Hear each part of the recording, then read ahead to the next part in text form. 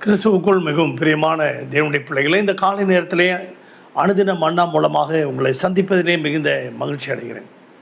இன்றைக்கும் தியானத்துக்கு எடுத்துக்கொண்ட வேத வசனம் அருமையான தேவனுடைய பிள்ளைகளே, சங்கீதம் 68:10. உம்முடைய தயவுனாலே ஏழைகளை பராமரிக்கிறீர். ஆண்டவருடைய தயவுதான் இன்றைக்கு நாம் இருப்பது.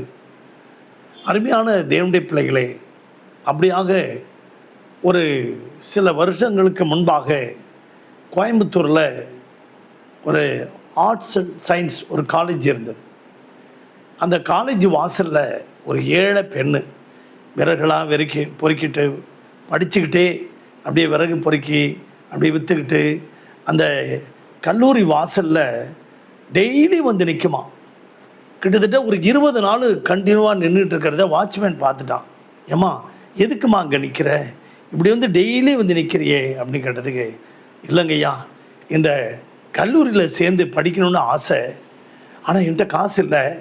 ஆனால் இங்கே போகிறவங்க வரவங்கெல்லாம் கல்லூரியில் உள்ளே போகும்போது வரும்போதெல்லாம் பார்க்கும்போது எனக்கு ரொம்ப சந்தோஷமாக இருக்குது அப்படின்னு சொன்னோடனே அந்த வாட்ச்மேனுடைய உள்ளே உடஞ்சி போயிடுச்சு. அப்படியே அவனுக்கு தெரிஞ்ச ஒரு நண்பர்கள், அவர் உள்ளே இருக்காங்கள அந்த ஸ்டாஃபுங்க, அவங்கள்ட்ட போய் சொல்கிறேன், இந்த மாதிரி இந்த பொண்ணு ஏழையாக இருக்குது, விறகு பொறுக்கி சம்பாரிச்சிட்டு அப்படியே படிச்சுக்கிட்டு இருக்கு, அந்த பொண்ணுக்கு ஏதாவது செய்ய முடியுமான்னொன்னே, நம்மளால் ஒன்றும் செய்ய முடியாது, ஆனால் நம்ம பிரின்ஸ்பால்கிட்ட போய் நம்ம சொல்லலாம் அப்படின்னு சொல்லி பிரின்ஸ்பால்கிட்ட அழைச்சி கொண்டு விடுறாங்க. அந்த பிரின்ஸ்பால்கிட்ட போய் விட்டவுடனே இந்த பெண்ணு பார்த்து பிரின்ஸ்பால் கேட்குறாராம், என்னம்மா உனக்கு வேணும் அப்படின்னோடனே இந்த பொண்ணு 12th நல்ல 85% மார்க் எடுத்திருக்கு. அதை பிரின்ஸ்பால்கிட்ட சொல்லுது, சார், உங்கள் கல்லூரியிலே ரொம்ப கம்மியான சப்ஜெக்ட், நான் இந்த சப்ஜெக்ட் அந்த சப்ஜெக்ட் எதுன்னு கேட்கல, கம்மியான ஃபீஸ் கட்டக்கூடிய ஒரு சப்ஜெக்ட் எதாக இருந்தால் கொடுங்க சார் அப்படின்னு சொன்னாங்களாம். அப்போ அந்த பிரின்ஸ்பாலும் ஒரு சப்ஜெக்டை கொடுத்தாங்களாம், இதை படிமா அப்படின்னு. ஃபீஸ் எவ்வளோ சார்? நீ வருஷத்துக்கு 3500 கட்டினா போகிறோம் அப்படின்ட்டாங்களாம். சார் அந்த அந்த அந்த ஃபீஸை வந்து நான் ஒரு இஎம்ஐயில் கட்டிடுமா சார் அப்படின்னு கேட்டாங்களாம். சரி, நீ எப்படியாவது கட்டுமா, பாவம், உன்னை பார்க்கும்போதே ரொம்ப கஷ்டமாக இருக்குது, இப்படியே 100 200 இப்படி கட்டி ஃபஸ்ட் இயரு அப்படியே கட்டி படித்து பாஸ் பண்ணிடுச்சு, செகண்ட் இயரும் அப்படியே கட்டி படித்து பாஸ் பண்ணிடுச்சு, தேர்ட் இயரு போகும்போது அங்கே பைபிள் லைப்ரரி ஒன்று இருந்துச்சு. அந்த லைப்ரரியில் போய் ஓய்வு நேரங்களில் உட்காந்து படிச்சுட்டு இருக்கும்.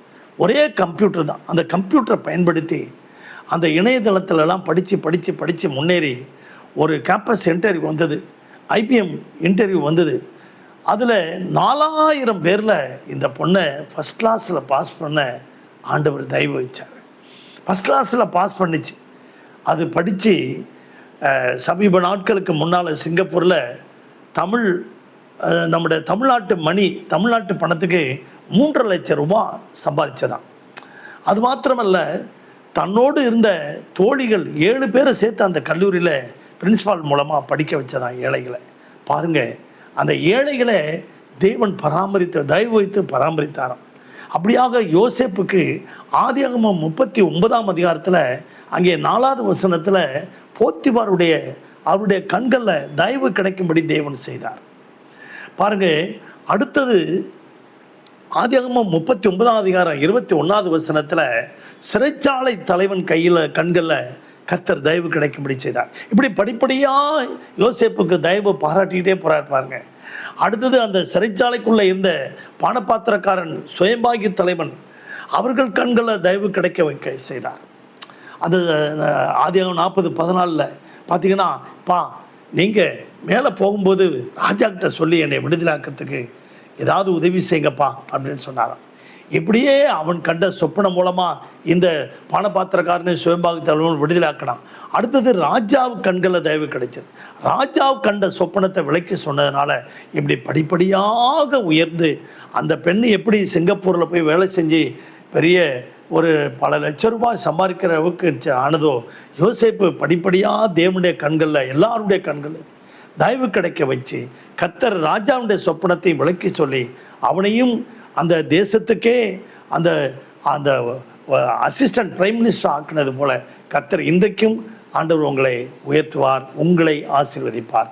விசுவாசிக்கிறீங்களா? கர்த்தர் உங்களை ஆசீர்வதிப்பாராக. ஜெபிக்கட்டுமா? பரலோக பிதாவே, இந்த சத்தத்தை கேட்டுக்கொண்டிருக்க ஒவ்வொரு பிள்ளைகளையும் ஆசீர்வதியும், ஒவ்வொரு குடும்பத்தையும் ஆசீர்வதியும், அவர்கள் தேவைகளை சந்தியும், வியாதி கஷ்ட வேதனை எல்லாவற்றுக்கும் விலக்கி பாதுகாத்துக்கொள்ளும். ஆண்டவரே, உம்முடைய கருத்தில் தாழ்த்தி ஒப்புக் கொடுக்கிறோம். அனைவரையும் வேலியடைத்து பாதுகாத்துக் கொள்ளும், ஆசீர்வதியும். இயேசுவின் நாமத்தில் பிதாவே, ஆமேன். God bless you everybody. Thank you.